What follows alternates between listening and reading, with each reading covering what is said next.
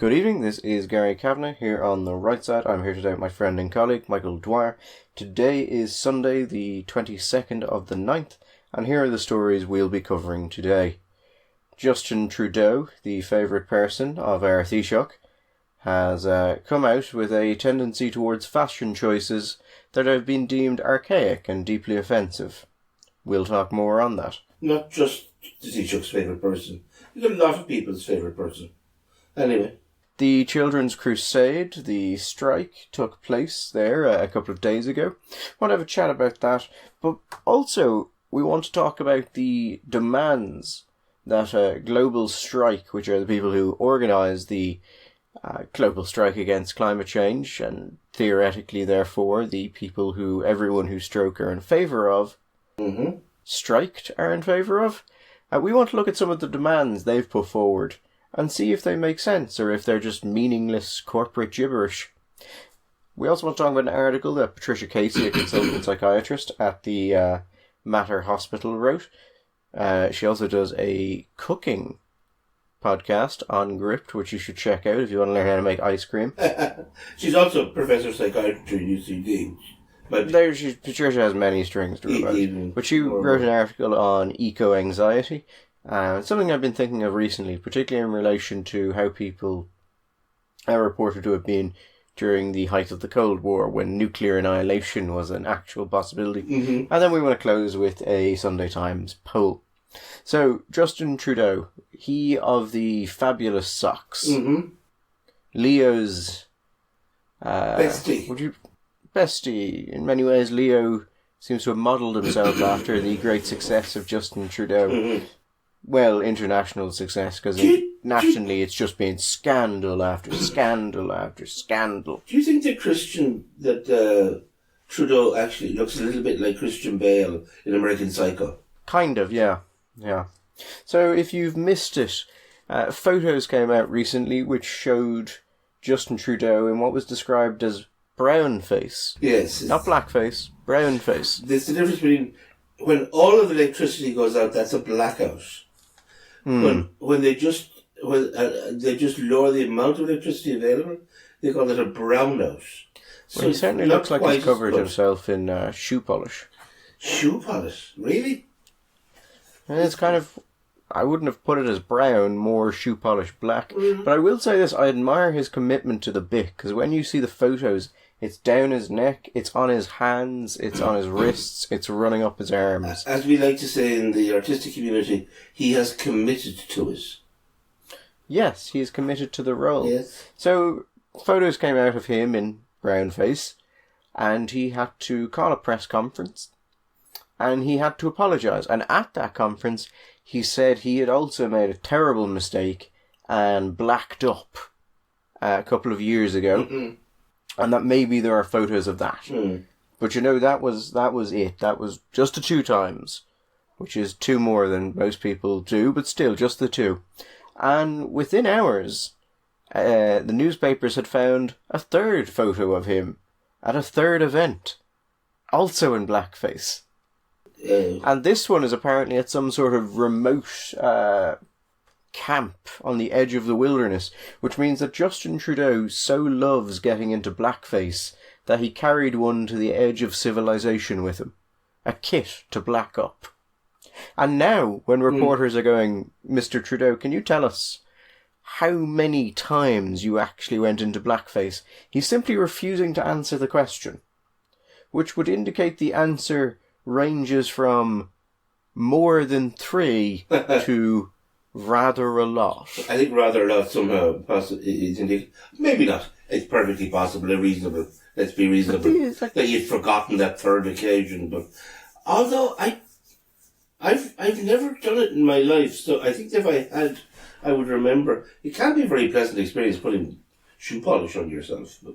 No, I mean, it seems deeply uncomfortable. But apparently Mr. Trudeau is unable to work out how many times he's gotten into blackface, which strikes me as more likely than not being Mr. Trudeau saying he can't remember how many times he's been photographed in blackface. I don't know. Why is brownface less offensive Because it was definitely, that was the sense that when he said, it was brown face, and everybody agreed it was brown face, that it wasn't black. It isn't, frankly. I've known guys who were black who were lighter shade of brown than Mr. Trudeau was in this particular photograph.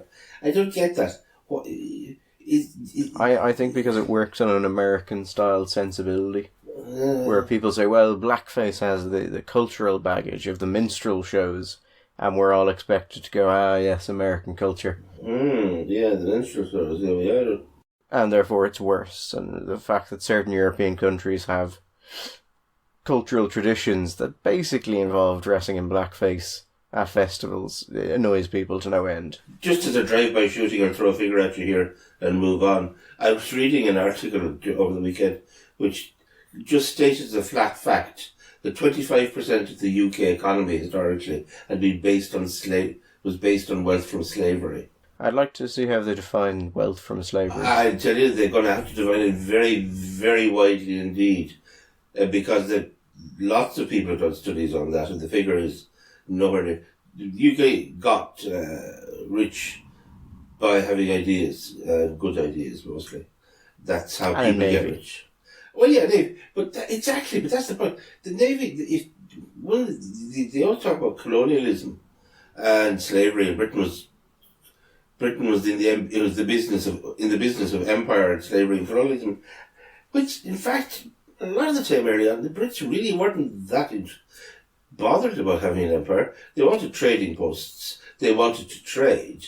They more than what they insisted with the local rulers that they were bloody well going to trade. But the idea is they wanted to have some massive land empire sometime in 1750, when really what they wanted was to buy and sell shit in India. It just isn't true. They didn't care. They just wanted money. No, and when Britain decided it wanted to kill off slavery, it did it fairly effectively. Oh yeah, pretty quickly. Considering slavery has been a function of human society, pretty much all of human society, British did more than nearly anyone else I can think of to end it as a global thing. Now, it's still slavery, but, comparatively. There's slavery where there has always been slavery, which is in the Islamic North Africa and in the Gulf. The Muslim traders who maintained the trade all through the 18th and 19th century. One of the other points that they were making, which is, we'll move on from just, as I say, drive-by shooting, it was that we have to get rid of this nonsense notion that in some way there was a moral imperative or there was a moral aspect to Britain's deciding to get rid of slavery, which is all very well and revisionist and fun and self-flagellating. It's simply not true. If you read any of the accounts, there were certain people who maybe abandoned slavery for practical reasons. Smith certainly believed that a free economy with free people and a market would be a superior economy to a slave economy or to a plantation economy. Although the growth of King Cotton in the second half of the 19th century suggests that it is perfectly possible for a slave economy to compete with a free economy. The fact is, you look at the accounts, the contemporary accounts. There are a hell of a lot of those people involved in the abolition process in Britain who did so far simply for conscience issues. Quakers, Methodists, yeah. I just love the idea of the Quakers. Whatever they say, but deep down they were like, well, this is just an archaic economic system. We've got to get rid of it. Yeah, they were there at their meetings and they decided we won't read the Bible. We'll read Adam Smith's, the Treaties of the Wealth of Nations, and say, whoa, we should be against slavery. We should make chocolate and be against slavery. It'll drive GDP through the roof. Absolutely. Although we won't talk about how we get the chocolate, because there may be slaves involved in picking the cocoa beans. So, did you ever go to a party where someone blacked up, Michael? I have been at parties where people have blacked up. I've been on stage where people were blacked up. That's stagecraft. That's stagecraft. There was very little fucking stagecraft about this, Gary. I can assure you. Yeah. I'm saying I have automatically, but I'm trying to.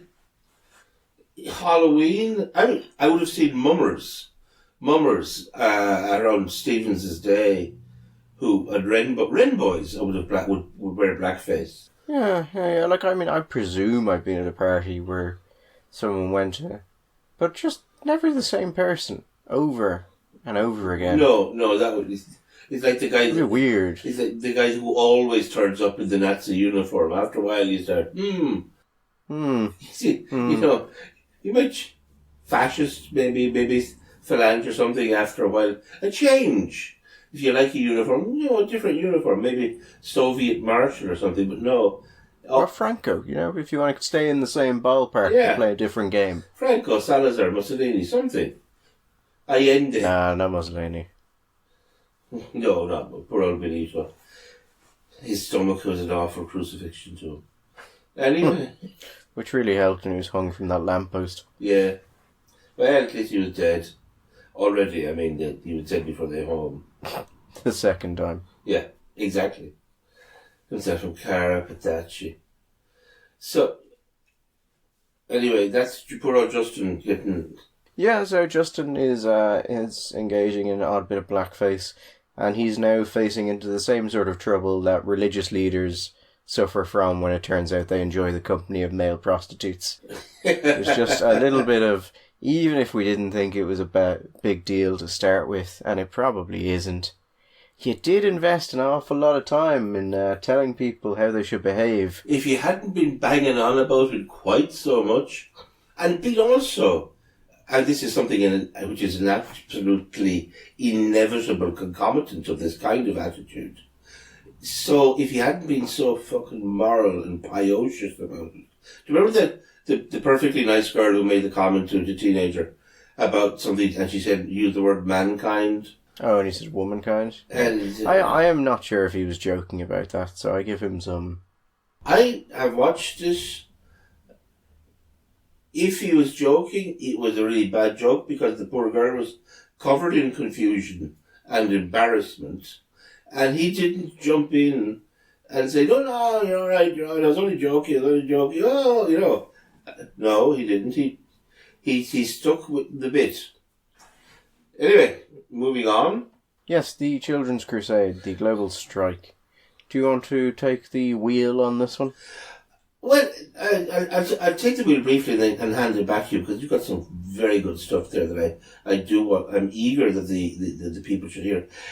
We are back again with the children taking a day off school.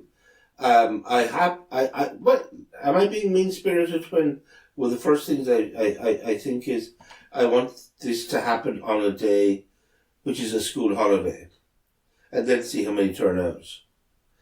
But that would be fun. I think we had pretty well established over the last 20 to 30,000 years of human civilization that young people or children are stupid and they don't know anything. So why? Well, someone should tell RTE. Yeah, RTE, we're having a little bit of a wet moment about this. A little bit of a wet dream here. Well, they came out and did this sort of... Yeah, this is an incredibly important issue. We're going to have an entire month of programming talking about how important this is and how great the children are and all that nonsense. Did you see the ad where they have all these children looking into the camera and the last one says, they'll never listen to us unless we make them? I found that deeply uncomfortable because, first of all, I don't like the fact that they're using a they. They will never listen to us. Who is they?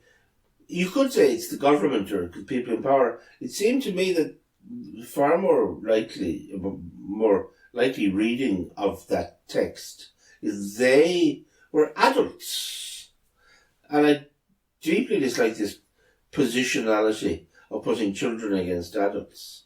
I think that's a wrong thing. Now, I mean, yeah, it's the wrong thing, but on the other hand, I'm pretty sure I could take quite a number of children before I tire out. Yeah. I'm sure you could. I would hope that you'd be able to use your resources, maybe lay your hands on a semi-automatic weapon. I mean, I'm sure eventually they'd take me down, but I don't know, Gary. If you have enough semi-automatic weapons and the manual capacity to use them, you might be able to. You'd be surprised. Just sort of remind me of the people... The bodies piled up in front of you. Talking about the Area 51 raid and how the US military couldn't stop them all. I feel I have the US military has a capacity to stop a great number of people quite easily. Oh yeah. So they're marching for, I suspect they haven't a clue. Genuinely haven't a clue what they're marching for, but they know. They've been told, okay, let's just throw one number out there, and then I think we go into some of the more interesting parts. That it's all over by 2030. Yeah, but it became 2030, that was 2025, that was 20... No, I don't think anyone has gone to 2020 yet. That would be the act of a pessimist. Indeed. It also would be the worst kind of demand. Well, it's a demand that can be dismissed through evidence. Not immediately. Well, I think religious and apocalyptic cults have realised that a 15 to 25 year window is the perfect length. I think it's 20. Yeah, 25. It gives you the time to forget the last time and get built up to the problem is, obviously, 2030 is going to come and go, and the apocalypse won't have happened. Now, I suppose I should probably take a breath and not be quite so exercised by this, because these kids will grow up. Now, in the intervening time, they will go to university, and they will be even bigger pains in university, those that don't discover alcohol and sex, at least. They will be horrendous. And then sometime they'll become adults and they'll think, oh, well, actually, I kind of want to drive a car, and I want to go on holidays, and I want to heat the house, and I want to have kids, and I want to do all sorts of things that are not really on board with the whole project. Enough of these people get absolutely committed, become political and politicised, and they become the next cadre of Irish politicians, and they implement some of what the stuff that they're actually advocating for. We're back in the cave, Gary, and there's no two ways about it. And they can talk all they like about sustainability and balance. You sent me over a link there to people's demands. What are some of your favourites? Well, I mean, firstly, just on the cave comment, I think we learned from Plato that man can very much enjoy living in a cave. He can, but... That is a joke for exactly no one. He can live in a cave, but I would say that very much the case that they're also living in a world where their knowledge is second-hand at best. These children are in caves, deep in caves already, because they're living on the shadows of information, not the information itself. There's another Platonic joke whenever you wanted one. Okay. There we go. Okay, so yeah, so the global strike is organised by a very particular set of people, and they have demands, which apparently the people who are marching in support of. But you can go on to their website and have a look at what those demands actually are. Now, some of them are, I suppose, absolutely obvious, I suppose. Although, do you know what? Reading through them, most of them kind of...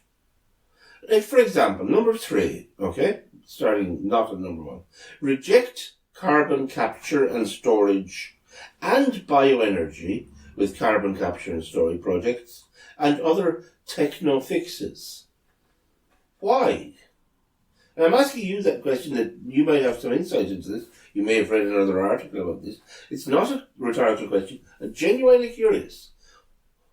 If the problem is carbon, and we seem to be agreed that it is principally carbon, and we can work out a technology which reduces carbon, gets carbon out of the atmosphere, and we can store it, either with something like putting that carbon into stone and burying it, or else by planting lots and lots of trees and creating carbon capture in forests. Why is that a bad thing? Because it involves markets, corporations, and technology. Something with this document is not fond of. Also, it says that we should have 100% renewables only by 2030. That will not happen. I mean, no, you said that will not happen. I accept that as a bold statement is true. I think I want you to amplify about how much that will not happen. Well, let me put it this way. Britain currently aims to have a carbon neutral economy by 2050. Mm-hmm. And they said that would cost about £1 trillion to achieve. Yeah. By 2050.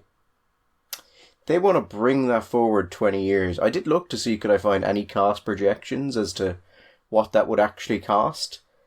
And they don't exist because no one takes it as a serious option.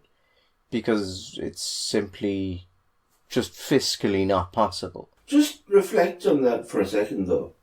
In the United Kingdom, is going to go carbon neutral by 2050, and that's going to cost them £1 trillion. That's their estimate. Their estimate. 1 trillion. I think people need to reflect on the amounts of money we're talking about, and that money is going to have to be found. Anybody who thinks this can be achieved without significant and very significant, number one, increases in personal taxation, indirect taxation on consumption taxes, but also on reductions in services. When the figures are getting up around £1 trillion in one country, you're looking at very significant reductions in services and wider quality of life issues. And it can't happen without that. So I'm just going to start at the top here. I think the important thing about this document is that it is not about climate change as such. It is about what they would term climate justice. And it is largely about political... You know the way you'll hear people on the right occasionally say that climate change, generally on the right, although sometimes on the kind of more materialist left, they'll say things like climate change is just an excuse for these people to achieve a political goal. And you'll say, no, there's lots of people who believe in this, who are actually concerned about the issue. And then you read a document like this, and you're like, this is just a political goal. You see, I know what you mean, because it will demand absolutely incredible levels of transfers of freedom and choice from people to basically an authoritarian centrally planned state. But do you not think that ultimately it's actually a religious document? It pretty much is. The only reason I can think that you could say reject carbon capture and bioenergy is this. And it says, and other techno fixes.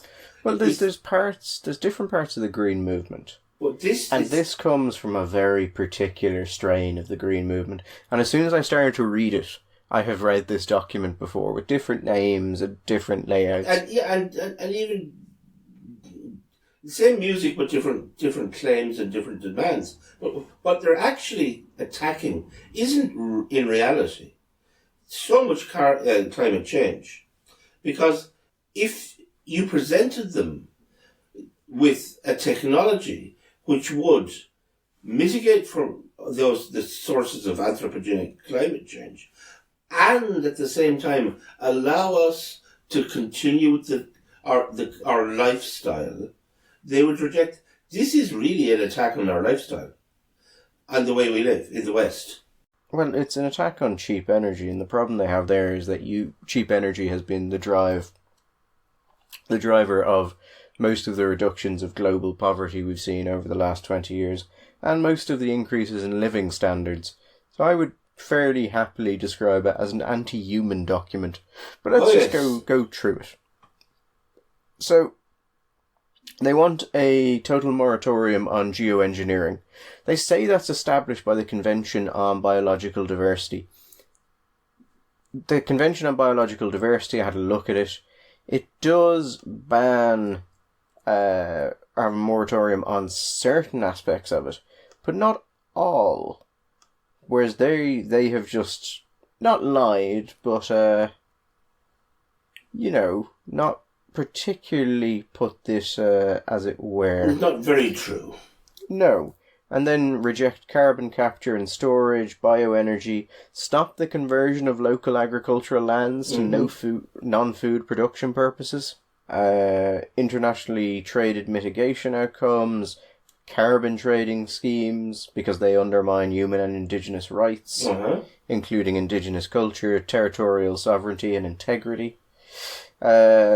They want people to stop burning biomass and reject the substitution of biofuels as an alternative to fossil fuels, and reject corporate-funded schemes promoting climate-smart agriculture. Which is to say...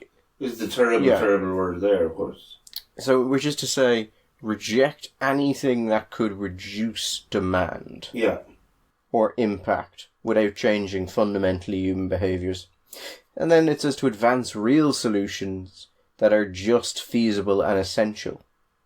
So they want to move energy systems away from corporate-controlled fossil fuels and other harmful sources such as nuclear, mega-hydro and biofuels to a clean, safe system that empowers people and community. No, doesn't say what that system is. I run a very general line on the environmentalist movement. Anytime I meet someone who's involved with it, my first question is always about nuclear. And if they say they support it or they're open to it, I assume they're a serious person to some degree. And if they say they're against it, I assume they're just another nutter. Okay. And I have found that fairly effective, actually. Well, if your personal problem is greenhouse gas and the generation of energy, then right now you don't have a choice. If you're getting rid of if you're getting rid of fossil fuels, you have no other choice. There is nothing else on the block. I think if you were an environmentalist and you were against nuclear, what you are saying is climate change is an existential threat to human life on the planet, but we don't want nuclear because it's icky. Well, okay. And I don't think that's a serious... I think the environmentalist movement and what they have done to the image of nuclear power have, if we are talking about anthropogenic climate change, probably one of the largest drivers to that has been the demonization of nuclear by the Green movement, because had that not happened, there would have been much wider adoption. Yeah. So... And that does actually kind of deeply amuse me. If the thing that just kills us all is the environmentalist movement against nuclear. The important thing is we all die laughing. Yeah, well, I will at least, anyway. Just before we leave this, there's another aspect of this which is worth just commenting briefly on, maybe. Patricia Casey, Professor Patricia Casey, UCD, a psychiatrist, has an article in the Indo about this, where she says, we must not leave children traumatized by this eco-anxiety. Now, I grew up under the shadow of the bomb. Now, the one thing about the bomb is there was no debate about the bomb. I mean, we all knew that unlike climate change, that there was 100% agreement that the bomb was real, and the bomb, if it went off, would kill us all. And it did, I would have to say, colour your view of the world. And every so often, I can remember, the BBC or somebody made a film in the documentary style of what would happen in the case of a nuclear attack on a city like Sheffield or something, which I accidentally, I imagine, got to see. I had nightmares about it for months and months after.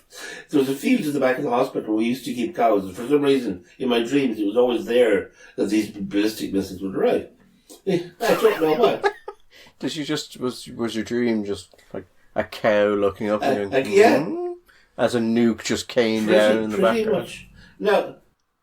So here's a question, Michael. During that time, did adults look at you, realise you were terrified, and tell you that was the right thing? My mother did not say, you know what, Michael, there's a very good chance that we will all be obliterated by nuclear holocaust within the next 15 years. No, she didn't. All of the adults made a fairly large attempt to say that it will be okay, don't worry about it, it won't happen, nobody would do that. Everybody is working very hard to stop that happening, so you just don't worry about that. I mean, every time I hear these reports that children are just terrified of climate change, that there's this terrible anxiety, all I can think is sort of, well, maybe their parents should do their fucking job. Yeah. Yes, I understand that's difficult, but it's sort of your job to not feed into children's delusional fears that they're all going to die horrifically in Greta 10 years. Thunberg says explicitly, I want you to be panic. Now, I will say, as someone who has a great interest in history, there are a few times I can think of in human history where a child coming along, catching the popular mood, becoming a demagogic figure, and telling people that rational thought has reached the end of its usefulness, has ever ended well for anyone. No. The moment when I mean, have you seen people who actually panic, Michael? What people do when they Well, panic? I can tell you I know people who have suffered from what we call panic attacks. I have had a claustrophobic moment once many years ago where I panicked in it. And it is horrible. As a kid, I used to have asthma. And a panic attack in some ways will mimic and one of the things that happens in both panic and asthma is you can't breathe. And it is absolutely terrifying, Gary. And especially for a child. You cannot breathe. It is a horrible, and this is being touted as something to get your children to do. So do you think if Richard Bruton had appeared while you were suffocating, went, you're absolutely right, that's a powerful statement, you are gonna just die. Your What should we do bronchius about have it, the though? right idea. Now, do you have any solid ideas of how we can adopt a technological framework that recognises the importance of indigenous technologies and innovations in addressing climate change and enables developing countries and communities to develop, access and transfer environmentally sound, socially acceptable, gender responsive and equitable climate technologies as the people's demands for the global strike zone as you slowly suffocate? And I love seeing politicians have to come out and say, this is so strong and powerful. One, because they don't fucking believe it for a second, because politicians are generally smart enough to know children are fucking idiots. And two, because it's just wonderful to see. Like, really, these children are better at your job than you are. Which is the implication, and know more about it, and care more about it than you do.